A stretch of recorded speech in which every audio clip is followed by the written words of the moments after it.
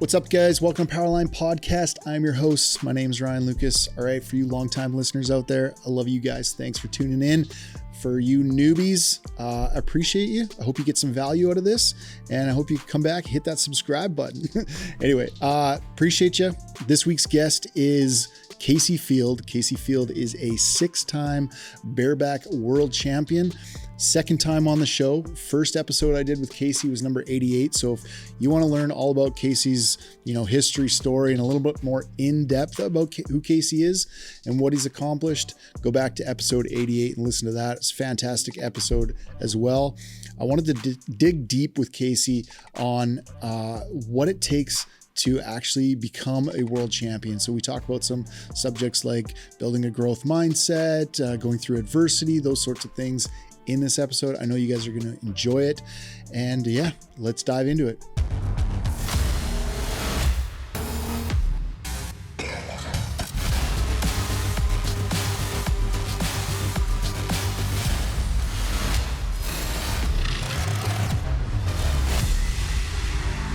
All right, dude. Kaycee, second time on the podcast. I appreciate the heck out of you for doing this.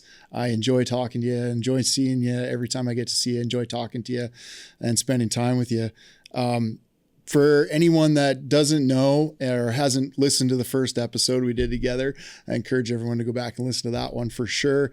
But just give a little bit of context as to who you are and what you're all about. So Kaycee Feild, I'm an ambassador for Quanta, have been for a few years now. Awesome team, awesome brand, company.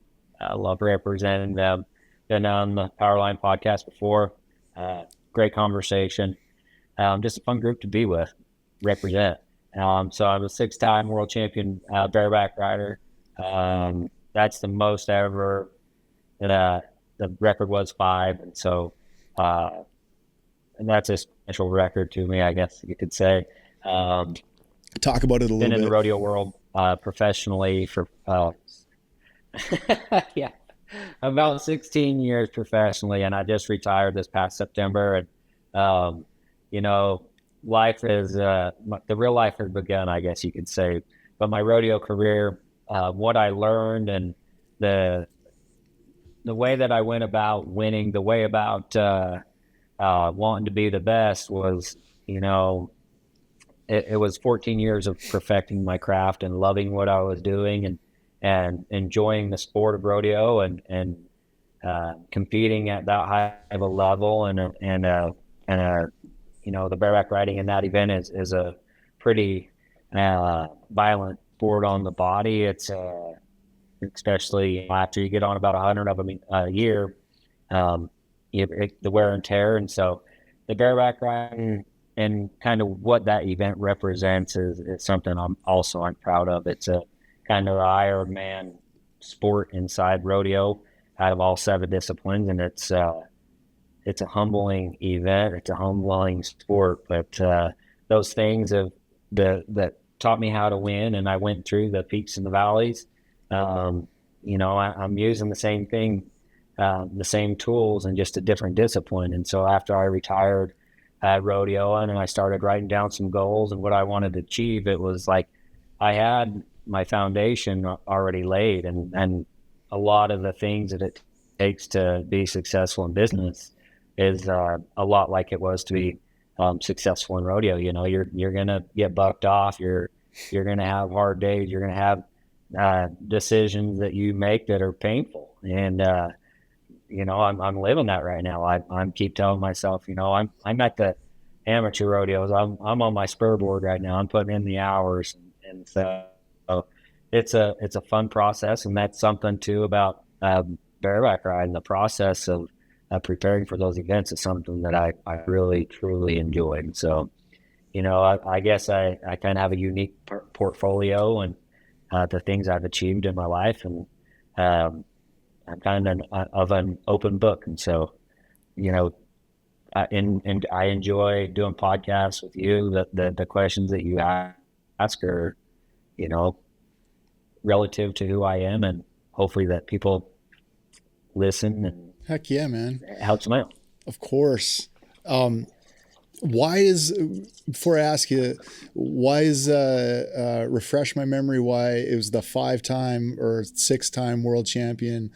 Why was that significant and special to you? You mentioned. When I was young and I started rodeo and I set my goals, I started achieving, like, to start winning was hard. It took me a long time. It seems like I didn't start winning. I was a late bloomer, I guess you could say.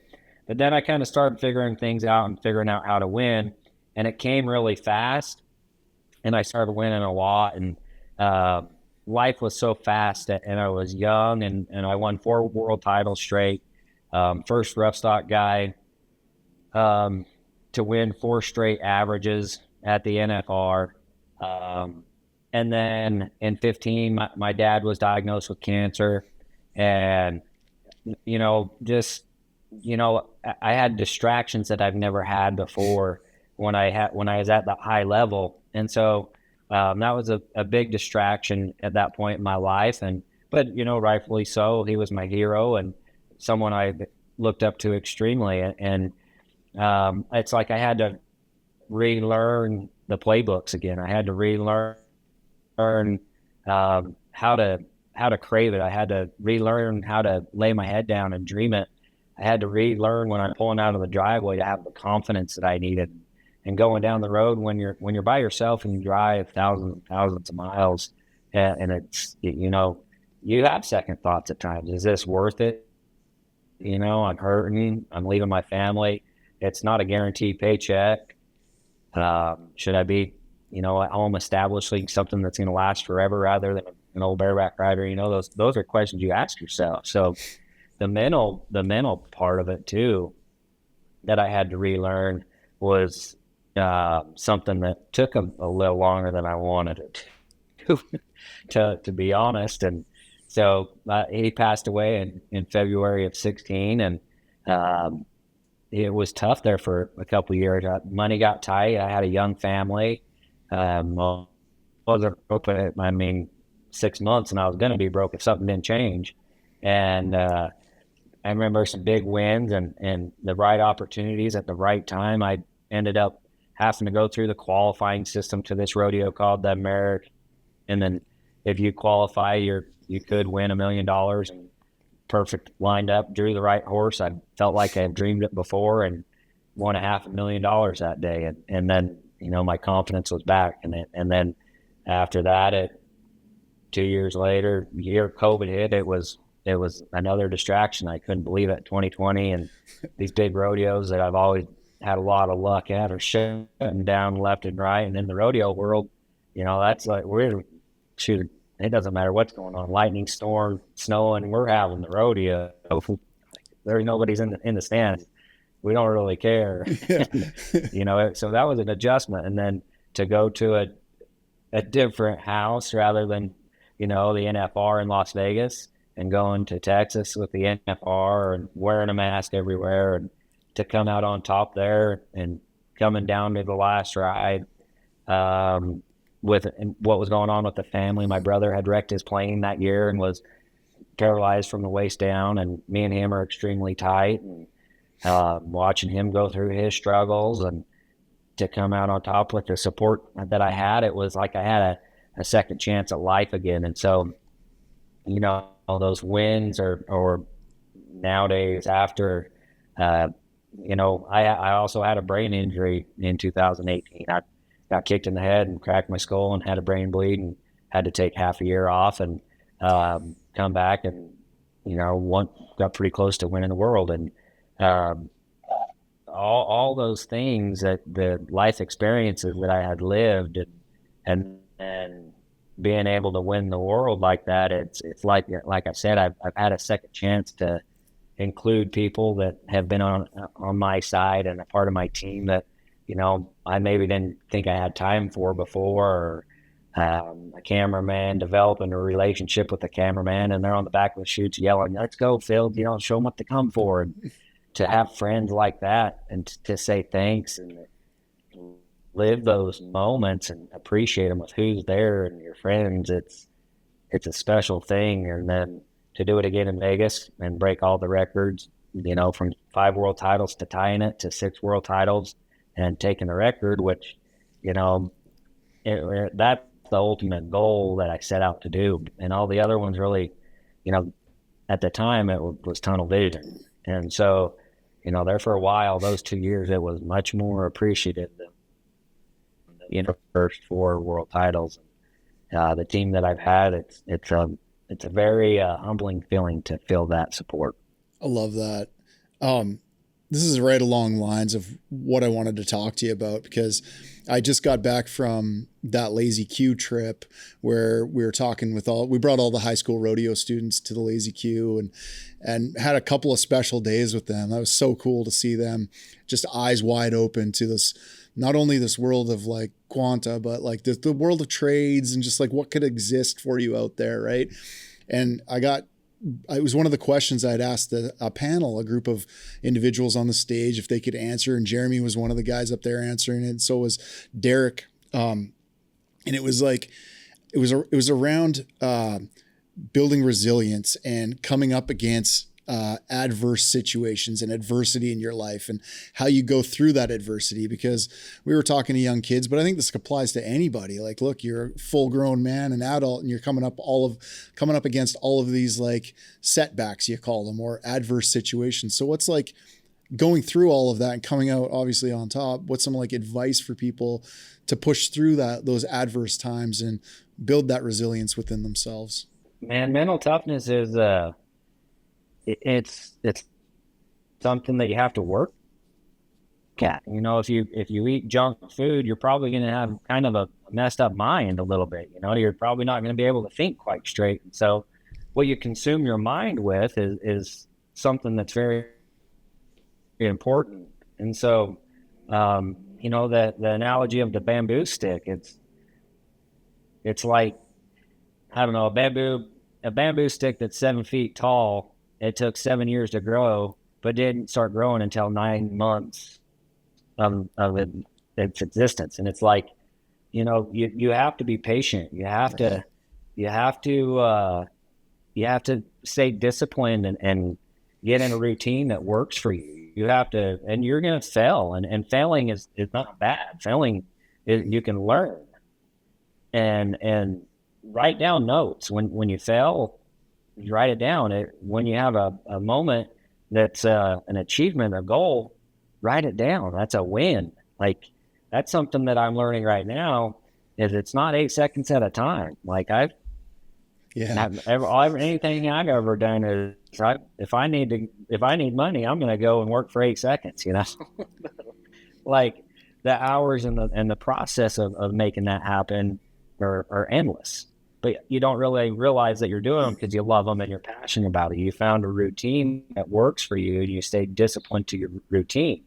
And then when you're up against something, you know, something different or a challenge, a setback, you know, your diligence, your routine, your discipline, it's your resiliency is you have to be, you almost have to push yourself as you're invincible and like, not to push yourself to mistakes, but you need to push yourself as hard as you possibly can. And when you find mistakes, you know, learn from them the best that you can and write them down and ask questions. That's something too, is to have that attitude, to ask questions. You shouldn't be shameful. You shouldn't be shied away from asking any questions. I remember, you know, in rodeo or at schools, you know, I'd be almost hesitant to ask a question, you know, like, okay, I don't know if this is even a good question, or everybody probably knows this. Like, don't hesitate at all. And usually the person that's asking the questions the most is probably the most positive attitude in there, and probably, you know, God-fearing man. For sure. I think resiliency starts from the time you wake up. Like, you have a purpose as soon as your feet hit the ground. Talk more about that, about how to cultivate like a growth mindset, like to be a world champion, I imagine, or just to like, have goals in life, not even necessarily be a world champion, you have to foster some sort of and cultivate some sort of growth mindset. What do you do to cultivate that growth mindset, as a practice?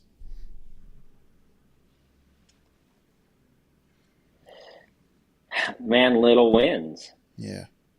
Like celebrating those little wins. I like to have, yes. Yeah. Yes. Any goal that I write down, I have some of the most simple goals. And if I work out every day at 7 a.m., 6 days a week, I am proud of that. I write it down every day in my journal, and I write it, I cross it off. With a pen. It's old school. I don't do it on an iPad. I don't know what it is, but I like the feel and the touch of a pen, piece of paper, and I remember it. And I write it down and cross it off, and I'm a champion. I just won a high school rodeo. I just won, I'm going to get promoted to,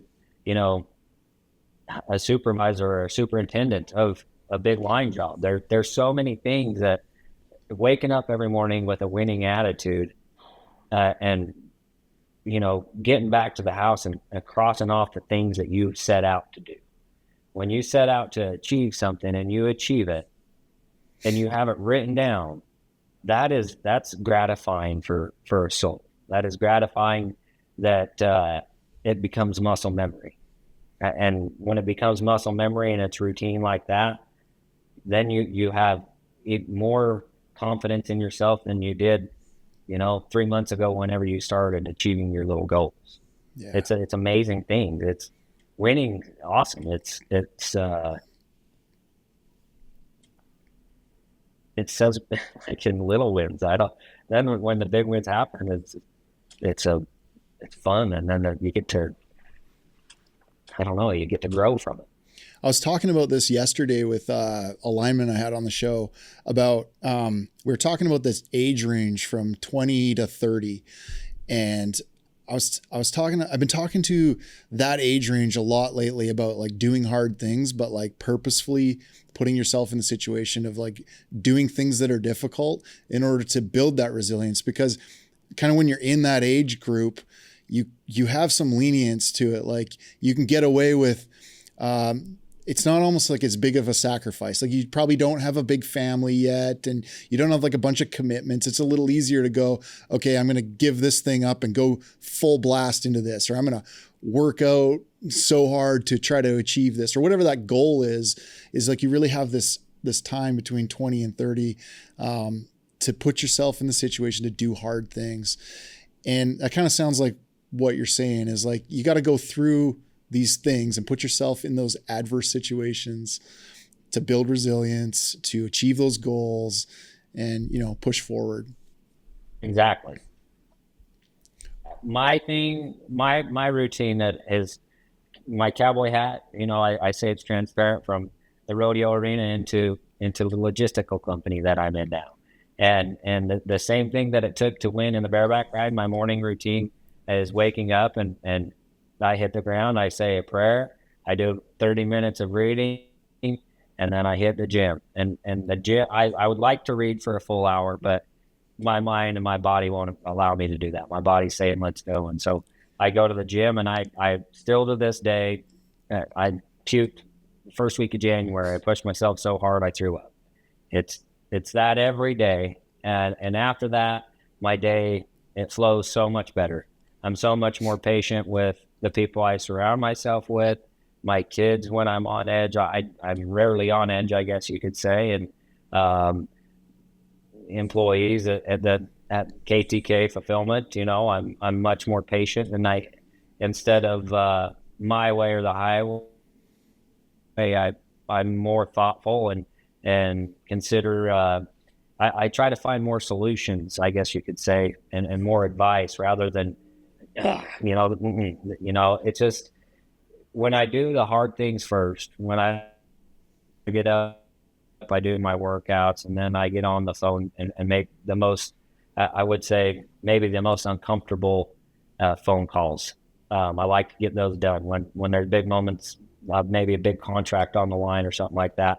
I just like to wake up, get my workout done, and get those phone calls done. I don't think about it the rest of the day. It's not, tossing through my mind throughout the day to where I'm distracted in the task that's in front of me. And so when I do that, the task that's in front of me, I'm focused and I'm dedicated, and I'm there to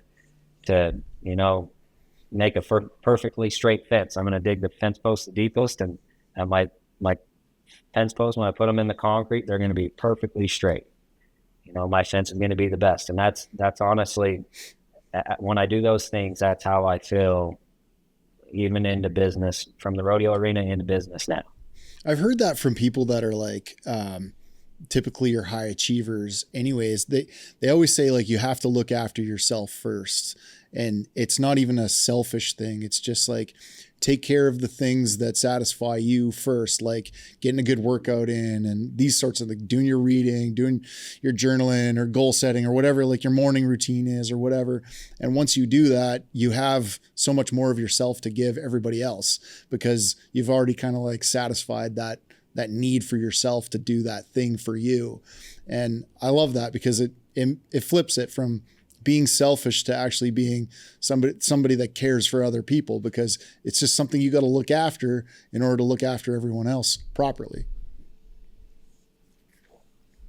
Man, that's spot on. It really is. And I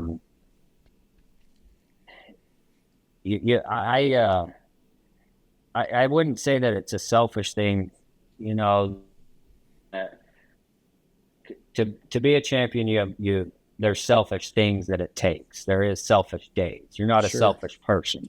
And that's what I've had to tell myself throughout my career. There is going to be selfish moments when there's not a lot of other people that understand the moment that you're in, that you have to push away this situation that's probably never going to be represented again or presented to you for your kids growing up. You might not ever go to, your daughter's championship gymnastics. There's Hudson's basketball game. There's going to be moments that my soul wants to be there, but the moment that's in front of me and the things that I have to sacrifice, I have to be a winner, and sorry, but at the same time, just like you said, when you get your things done and you're happy with yourself, you add value to others, and you add just a helping hand. Yeah. And rightfully so. There's days that I need help. There's days that I get, mad. And in the rodeo world, there was times when I get frustrated, and there was, when you have an adrenaline dump, that it takes care of that little edge that you have. And now it's like at work, I'll start to get a little bit edgy, but the people that I've surrounded myself by, and my business partners, they'll, hey man, this ain't rodeo. Be patient. This ain't 8 seconds at a time. Just chill out, bro. And it's like, okay, hey, thanks. I need that reminder. That's a pat on the back. Thank you, kudos. We're bros. Like, thank you. And there's little things like that is important that you have to remind yourself that to get to the top. You have to be grateful of every moment. Yeah. That's not unlike work in the trades, to be honest. It sometimes feels like, you mentioned long drives on your own, in your own head, like we do that quite a bit as linemen, spending time driving across the country to another job, thinking to yourself, like, why am I doing this? Is it for a good reason? Like what, I'm away from my family, I'm missing birthdays, I'm missing Christmases, or I'm out on a storm call in the middle of the night in the pouring rain, like whatever the scenario is. But it's not unlike that. But that's what I'm getting at too. Like, it's all valuable. Like, it's not selfish. You're providing, you're doing good things. And I love that connection between the two. It's a real good fit. It is. And it's crazy, the friends that I have that are linemen. It's crazy the things that we relate on. That the camaraderie in the rodeo world is, I feel like, is special. But now I've had the opportunity to get to know a lot of linemen and see their world, and it's amazing how tight of a brotherhood it is. It's the similarities, and it's here now. We're going to do our best. We're going to show up to the job, and why we're here and why we're away from our families, we're going to make it count. We're going to do a good job. We're going to stand for something. And when we leave here, we know we've rode for the brand. What we're branding on our horses, and the job that we just got done, we're leaving it with dignity and honor. Heck And yeah. that's the same, the Cowboy way. And I really think that there's a lot to say the linemen are somewhat maybe cowboys, you know? Oh, heck yeah. A lot of them And you are. know, too, like,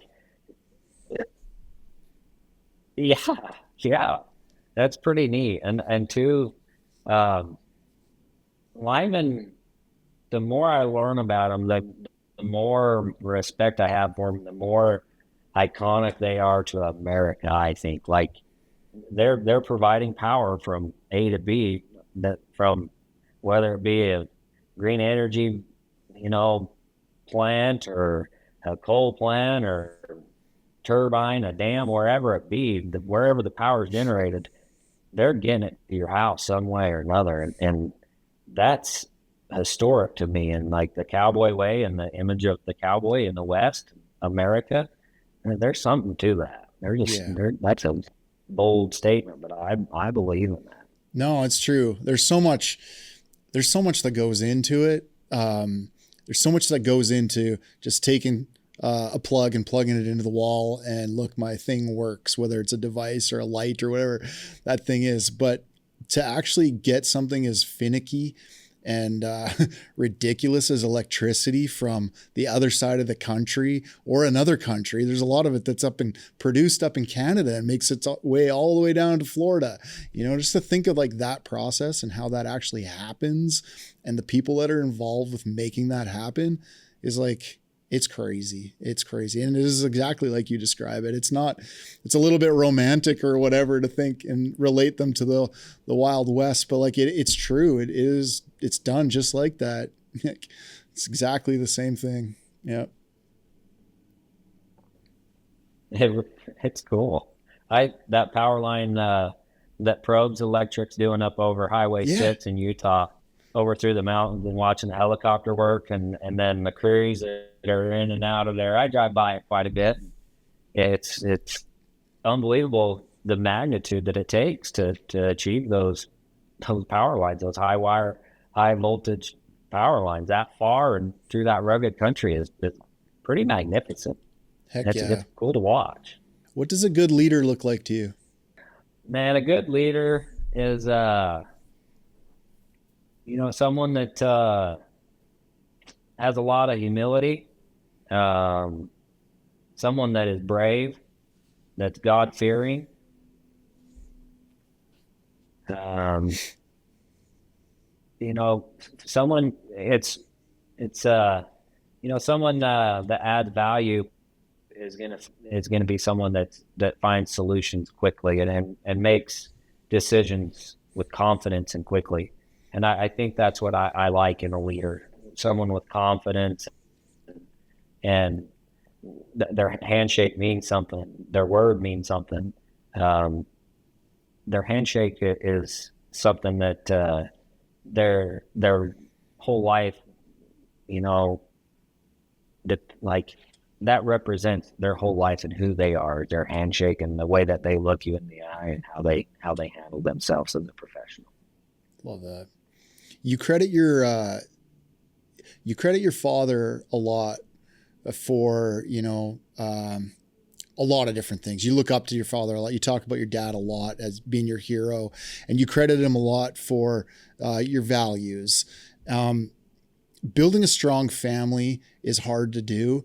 And from an outside perspective, from what I've seen, you've built a really great family. How much did your dad instilling values in you help you to do that? And like, what advice do you have for like keeping and maintaining that good family, that family unit? And the reason I ask is because notorious in the line trade, especially in the trades, but in the line trade, the trade is hard on family units. So looking for some advice in building and maintaining a solid family unit.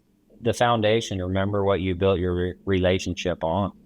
That's what I go back to. Life has been a big adjustment for me now. And my especially anywhere from 3 days to 2 weeks, and my wife could find those times, and then now I'm gone, not as much, but just in a different way. And I've had to rely on some of my past decisions that I've made, and remembered what those were like, and prayed about them, and I witnessed my mom and dad go through some things, and it's crazy how our lives have paralleled as far as careers and retirement, and opening the book for the next chapter. And so my dad lived life by example. He understood that everybody that was around him looked up to him, and he was the king of the castle, and he took great pride in and he was a very humble champion. And so we were a very conservative family growing up.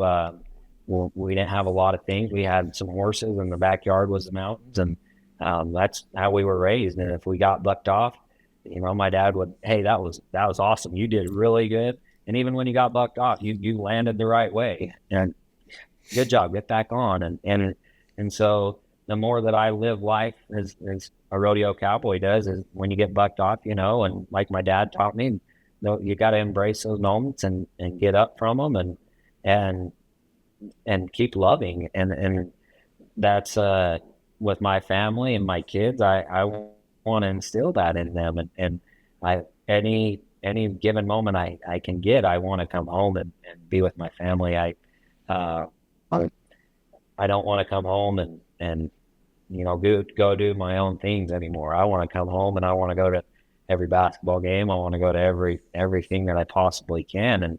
But my goals have changed also. And so when I write my goals down, it's how to be a better father. Well, I got to pray every day about how to be a better father. I need a lot of guidance at the time. There's conversations that I don't want to have with my daughters that, I'm scared of, and as a protector and the father, the pride that I take in that, those are days I don't look forward to. And I'm for dang sure relying on the foundation of my family, and advice from my wife, and her having the same routine as me and beliefs as me, that, we're going to come out on top. This is just a little hiccup in what we're doing, and, with a confident attitude and support from her and love from her, and empathy or sympathy, whatever you want to call it. When you come home and you feel that, that's a good feeling. And I would like to say I'm invincible and untouchable, but a big hug and a kiss from my wife goes a long ways, and a pat on the back, and the same for her. When she works hard at being a mom, and what she does, she wants to be the best at, and she's involved in some youth, and anytime I can compliment her, I compliment her, and build her up as much as I can. And it seems like the more that the more dads and moms that are around like that, we kind of gravitate to each other, and we understand that the good, or that there's the light at the end of the tunnel. We're all going the same place, and we all have the same goals and determination to be examples for our kids, and give them the best and innocent life they can possibly have. Love that. Because I think too nowadays that the innocence from our children are taken away so young. Yeah. And so to continue having opportunities for them, that's something that is strengthening families also. Yeah. Yeah. I like that a lot. I got a couple more questions for you, and to kind of stay on this, like the youth side of things, just because that's what, like I said, just came from the Lazy Q. So it's fresh in my mind, and it's kind of questions that they were asking. They were asking Jeremy and Ran and Derek and Jordan. building a career and finding out, just not even building a career, but finding out what you want to do in life. Cause you get constantly asked, you know, what do you want to be? What do you want to be? What do you want to be? What's some advice for like exploring different career paths and just like figuring that out as like someone in their youth? I think put yourself in any situation you can. Find a routine where you're in front of a lot of people. Show up to the job site and just go show face. That's all it takes. And you know, with discipline and a routine and going doing that every day, before long, that superintendent's not going to forget you. And when they need an employee, it might not be at that time. If you're patient, maybe in 2 or 3 months, they're going to give you a call and hire you. Like, I think putting yourself in different situations. And if there's an opportunity that arises, never say no. Like, give it a try, give it everything that you got, and see what the result is before you say, I like it or not. Like, give it a good effort. It might be something that you never dreamed of. I'm like right now, I'm running a fulfillment company. I started a logistical company. It's a big warehouse. We ship people's products. And 3 years ago, winning a world title bareback riding, I would have never dreamed of owning a big warehouse with shelves everywhere, opening boxes and doing inventory and shipping out other people's products. Like, and it's the same thing. Yeah, I'm on the spurboard right now. I'm still building my foundation. I'm waiting for this business to pay off the day, but I've been bucked off before. I've not achieved the goals that I wanted to achieve, but in the long run, this is going to be a successful business. And the world championship attitude that it took to be a bareback rider is the same thing I'm doing in this business. And it's so when the opportunity arises in front of you, have the confidence that whatever you need to do and you can achieve it. Amazing. All right, last one.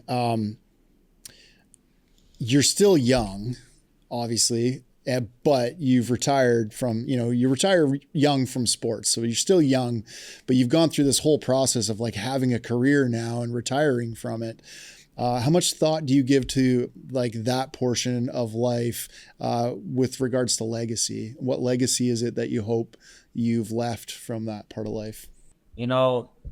As I left the rodeo world, I think to the example that my dad left, everywhere I go still to this day, Fort Smith, Arkansas, days of 47, someone will come up and say that, hey, your dad said a certain thing to me. Hey, it was my first year rodeo and your dad was on his way out and he come up and, hey, let me help you with your bareback herd. And you're not riding very good because of this. Let me help you. And, keep at it, kid. You're going to be good. You're going to be something. And I think now looking back on my career and how I want people to remember me as in the rodeo world is someone that brought joy to their life, someone that brought joy into the situation that was dealt, that we could be around each other. And hopefully that I left an impact on this that, puts a smile on their face. Love that, Kaycee. I appreciate the heck out of you having this conversation and putting this together and making it work. And I'm excited for the film to come out. And loved having you as an ambassador and kind of working with you through Quanta as well. Actually, one more question just to tag on to the end of this. If you could explain your experience briefly being a Quanta ambassador. Like I said, I would have loved to have had you on board for a few more seasons, but I understand why not. But explain what your experience has been like so far. Yeah, I'm still going to be involved with Quanta one way or another. I'm going to keep poking Reggie. I won't give up. Nice. So our paths will keep crossing for sure. But, to represent and ride for the Q, it means something, just like I said, that one of the most iconic emblems of the American West is the cowboy and the trades. And to learn what Quanta represents, to learn the magnitude of the company, to learn so much and the leaders that they have in place, and everybody I came in contact with, whether it be operators for other companies or whatever it be, everybody is a stand-up handshake dude that are people that I like to surround myself with, and it makes sense why Quanta is a successful company, and everybody involved in it seems to be pretty helpful or happy and prideful in who they are and what they represent, and looking forward to the future. And when you have people that are motivated and are ambitious for the future, that's a powerful tool. And Quanta and the leaders that they have in place have done a very good job at the spirit that the Q represents. Amazing, buddy. Well, like I said, can't wait to see you. Hopefully see you in Houston, and we can have this conversation in person next time. I look forward to it, man, for sure, Ryan. All right, buddy. Play safe. See ya. All right, guys. Once again, hope you got some value out of the episode. I know I did. I enjoy every single one of these conversations, and I hope you enjoyed listening to it. One more time for the folks in the back, if you could like, subscribe, follow, make sure you're following either in audio form and video form on YouTube. Much appreciated. All right, guys. Play safe. Peace.